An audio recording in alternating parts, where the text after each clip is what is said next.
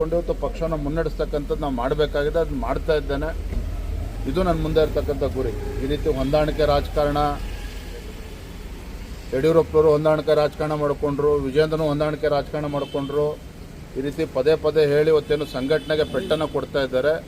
ಅವರಿಗೆ ಕಾರ್ಯಕರ್ತನೂ ಒಳ್ಳೇದು ಮೆಚ್ಚೋದಕ್ಕೆ ಸಾಧ್ಯ ಇಲ್ಲ, ಭಗವಂತನೂ ಕೂಡ ಒಳ್ಳೇದು ಮಾಡೋದಕ್ಕೆ ಸಾಧ್ಯ ಇಲ್ಲ.